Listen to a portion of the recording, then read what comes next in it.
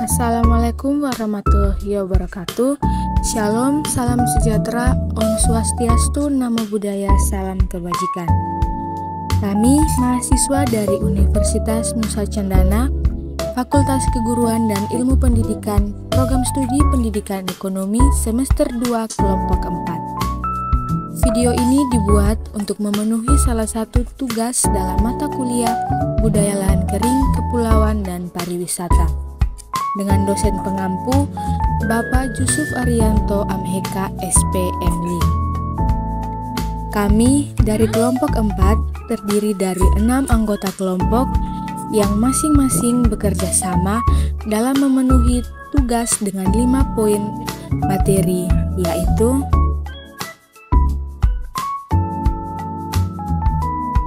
sebelum kami masuk ke pembahasan lebih lanjut, izinkanlah kami memperkenalkan diri terlebih dahulu.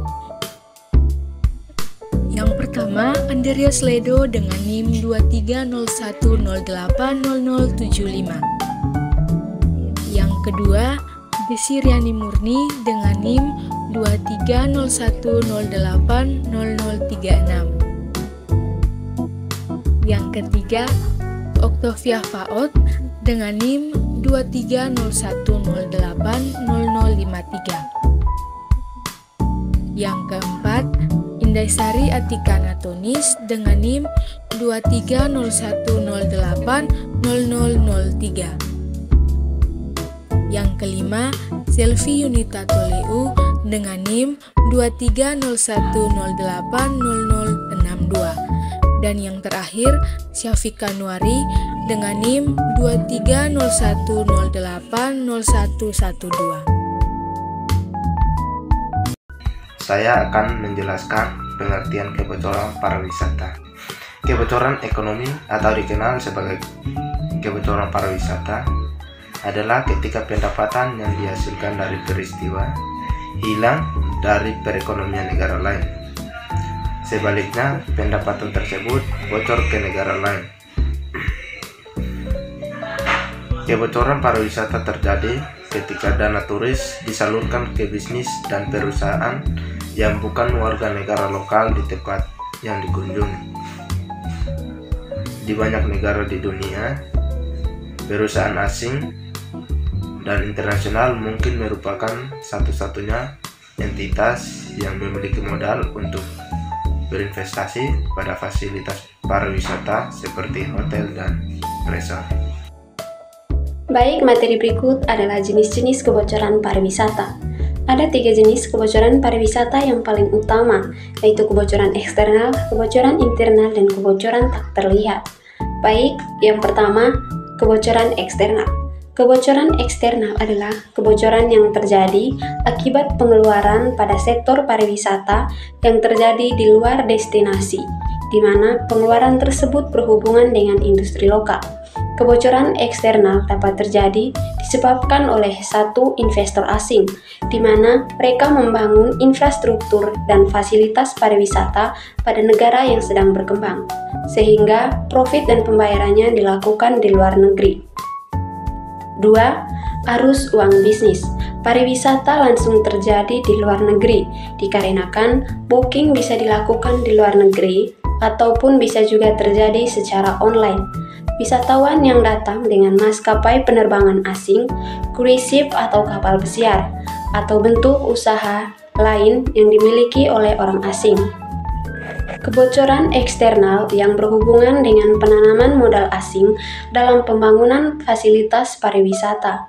Kebocoran ini akan berpengaruh dalam waktu pendek dan bahkan waktu yang panjang, tergantung seberapa besar modal yang ditanamkannya dan lamanya kontrak kerjasama. Oleh karena itu, pada kasus kebocoran yang disebabkan oleh pemesanan perjalanan secara langsung dari negara asing atau foreign booking intermediaries, dapat dihindari dengan menyediakan fasilitas di dalam negeri yang dapat diakses dari luar negeri, mungkin dengan cara online dan cara lainnya yang memungkinkan transaksi wisatawan dapat diterima secara langsung oleh negara atau perusahaan dalam negeri. Yang kedua, kebocoran internal. Rata-rata kebocoran internal pada kebanyakan negara yang sedang berkembang berada pada kisaran 40 sampai dengan 50% dari total penerimaan sektor pariwisata pada skala ekonomi yang lebih kecil. Sementara dalam skala ekonomi yang lebih luas, kebocoran internal terjadi antara kisaran 10 sampai dengan 20%.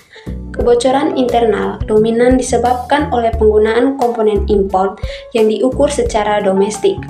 Menurut UNEP, kebocoran internal dapat diukur dengan Tourist Salient Account atau TSA. Dan hal ini telah dilakukan oleh 44 negara yang memiliki database update tentang kepariwisataan. Kebocoran internal pada negara berkembang terjadi pada rantai penyediaan supplies atau goods and service pariwisata yang diimpor. Kebocoran internal pada beberapa destinasi biasanya terjadi akibat permintaan atau tuntutan tingkat kualitas terhadap pelayanan pariwisata dan hiburan pariwisata, khususnya terkait dengan produk-produk impor. Produk-produk yang dimaksud misalnya pengadaan wine dan beberapa minuman. Yang ketiga, kebocoran tak terlihat. Kebocoran tak terlihat adalah hilangnya kesempatan untuk mendapatkan pendapatan dari sektor pariwisata yang terjadi secara nyata, namun sangat sulit untuk didokumentasi secara nyata, tetapi akan berpengaruh secara kumulatif. Aktivitas yang dapat menyebabkan kebocoran tak terlihat, misalnya pajak, informasi transaksi yang biasanya tidak tercatat, serta tabungan dan investasi offshore. Kebocoran ini akan dapat dikurangi dengan tindakan melihat kluster pariwisata, menerapkan kebijakan pajak pada semua kluster pariwisata, membuat kebijakan keuangan dan fiskal, dan membuat perjanjian kerjasama dengan negara lain yang berhubungan dengan kerjasama pariwisata sebagai investor maupun pemasok wisatawan. Kebocoran tak terlihat yang lainnya dapat berbentuk penggunaan sumber daya alam yang tidak dapat diperbaharui, kerusakan lingkungan, degradasi budaya, hilangnya sejarah, dan rusaknya aset-aset pariwisata dalam waktu lama, sehingga dapat menyebabkan menurunnya kualitas hidup masyarakat lokal. Baik, tadi kita sudah mendengarkan penjelasan materi yang kedua, sekarang kita masuk pada penjelasan materi yang ketiga mengenai faktor yang mempengaruhi meningkatnya kebocoran pariwisata. Di sini ada 3 faktor yang mempengaruhi meningkatnya kebocoran pariwisata. Yang pertama adalah negara kepulauan kecil, memiliki skala ekonomi yang kecil karena memiliki nilai impor yang tinggi, karena penyebabnya kapasitas yang diperlukan untuk produksi barang atau jasa itu kurang bagi para wisata. Yang kedua adalah keterbatasan infrastruktur pada negara. Sedang berkembangnya menyebabkan tingginya kebocoran berbeda dengan negara yang lain. Telah menyebabkan para wisata infrastruktur domestik dan dapat menyeimbangkan hubungan yang lebih kuat antara industri dalam negeri, sehingga diharapkan dapat menciptakan efisien distribusi barang dan jasa dalam negeri, serta dapat mengharapkan perusahaan asing tidak masuk ke dalam negeri. Yang ketiga adalah meningkatnya angka pariwisata yang masuk ke dalam negeri, yang menyebabkan meningkatnya permintaan barang atau jasa untuk keperluan sektor pariwisata, dan akhirnya sumber daya domestik tidak mampu memenuhi sektor pariwisata. Karena sektor pendukung pariwisata seperti pertanian yang tidak efisien, bahkan justru biayanya non-efisien, dan nilai impornya dianggap domestik dan lebih baik. Materi selanjutnya, strategi penanggulangan kebocoran pariwisata. Strategi untuk meminimalkan kebocoran pariwisata harusnya menjadi strategi pemerintah dengan cara memperhatikan semua klaster industri yang berhubungan dengan struktur perekonomian regional.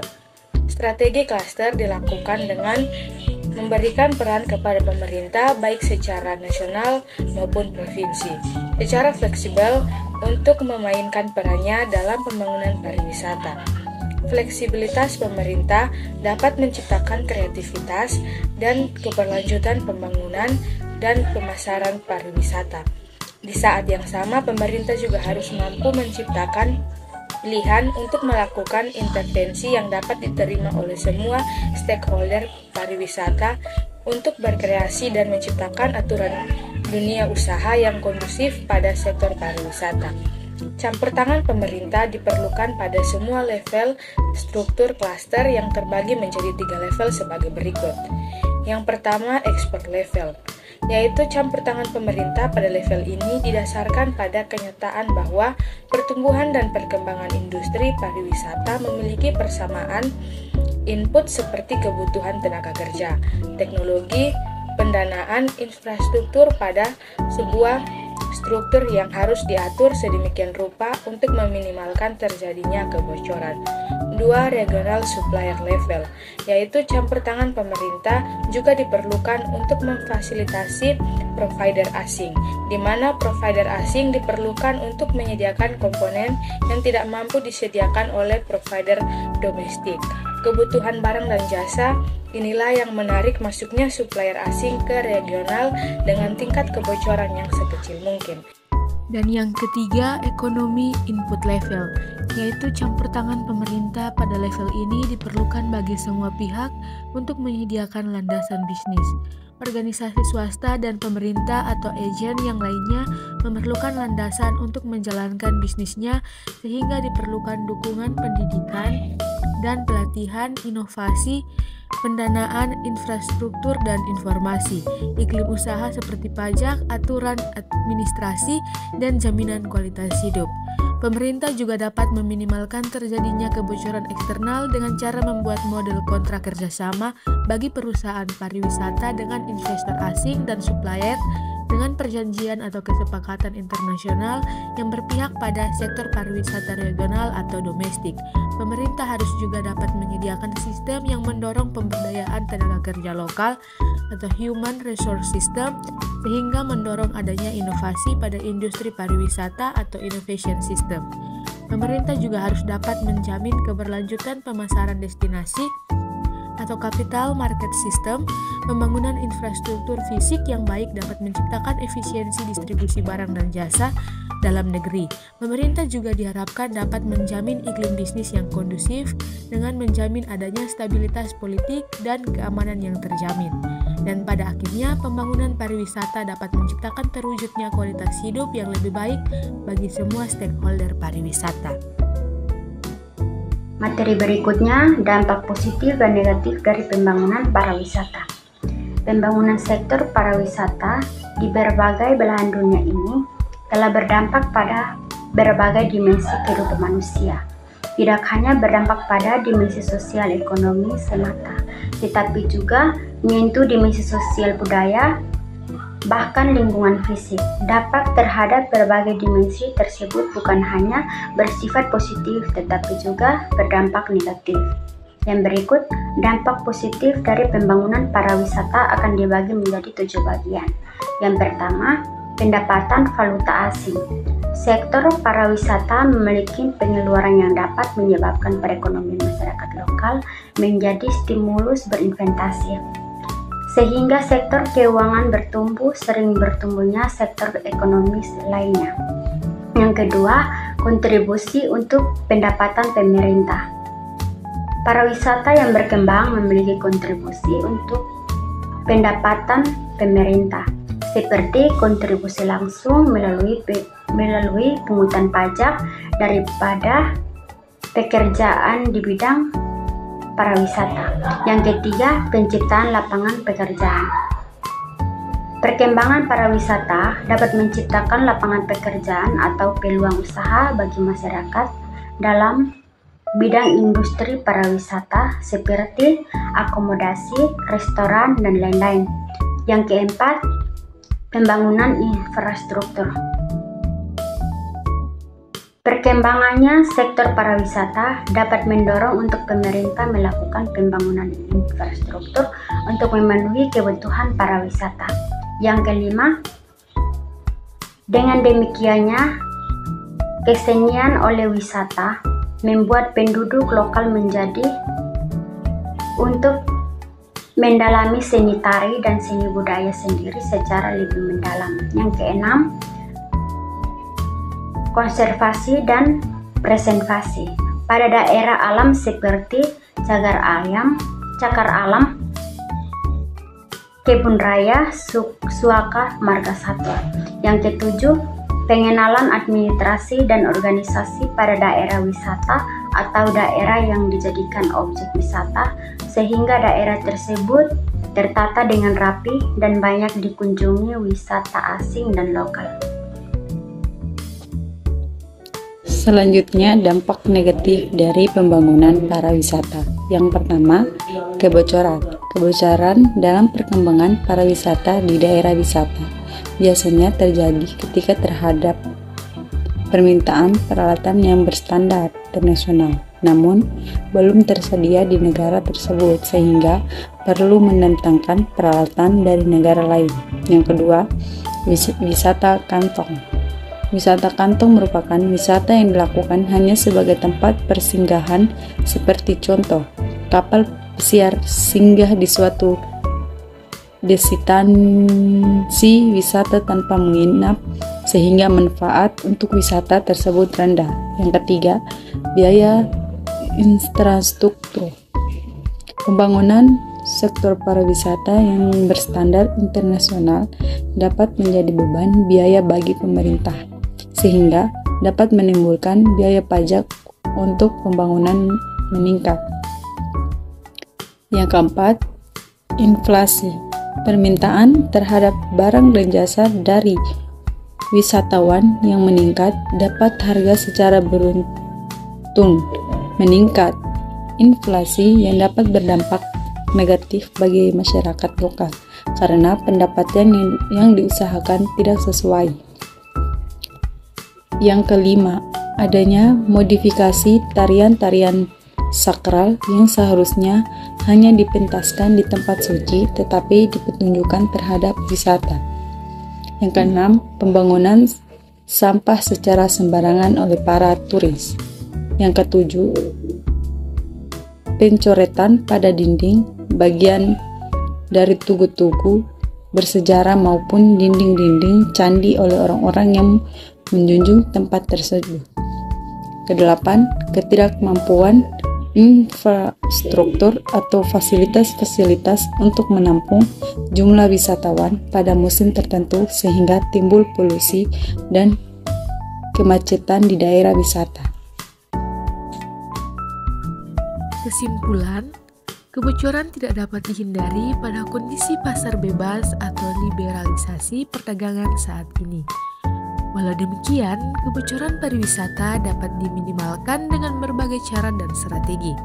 Strategi yang terbaik adalah dengan strategi struktur klaster yang harusnya dapat diterapkan oleh pemerintah melalui kesepakatan internasional baik yang dilakukan pada level ekspor, level supplier, maupun level input ekonomi yang dapat diatur sedemikian rupa untuk mengurangi atau meminimalkan terjadinya kebocoran pariwisata.